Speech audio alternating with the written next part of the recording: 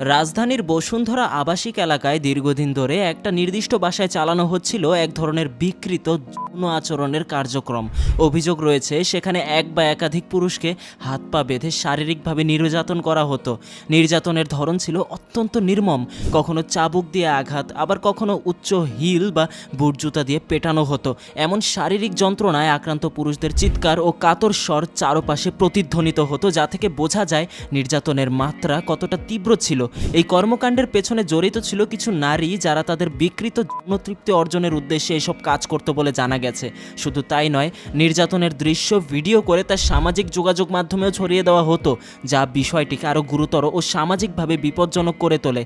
গোপন সংবাদের ভিত্তিতে ভাটারা থানা পুলিশ বুধবার রাতে অভিযান চালায় বসুন্ধরা আবাসিক এলাকার জি ব্লকের একটা বাসায়।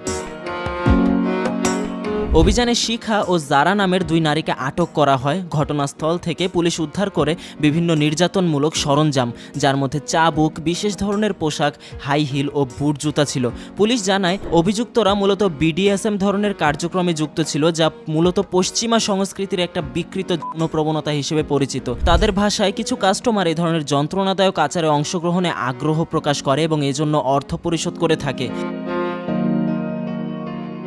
মূলত এটা একটা অপরাধমূলক ব্যবসায় রূপ নিয়েছিল। ভাটারা থানার কর্মকর্তারা জানান, অভিযুক্তদের বিরুদ্ধে যথাযথ আইনগত ব্যবস্থা গ্রহণ করা হবে। এই চক্রটি যে শুধু বিকৃত যৌনতা চর্চা করছিল তা নয়, বরং সামাজিক ও মানসিকভাবে ক্ষতিকর একটা সংস্কৃতিকে ছড়িয়ে দিচ্ছিল। এটি ছিল সবথেকে উদ্বেগজনক বিষয়। আর এই বিষয়টা শুনে আপনার অবশ্যই বোঝার বাকি থাকলো না যে মানুষগুলো সাইকোপ্যাথ ছাড়া আর কিছুই নয়। সাইকো মনোভাব নিয়েই একটা মানুষ এই ধরনের কাজ করতে পারে। তা বিষয়টা নিয়ে আপনার মতামত আপনি কমেন্ট বক্সে জানান। কিছু বলার থাকলে বলতে পারেন। লাইক এবং ফলো করে সাথেই থাকুন জুম বাংলার।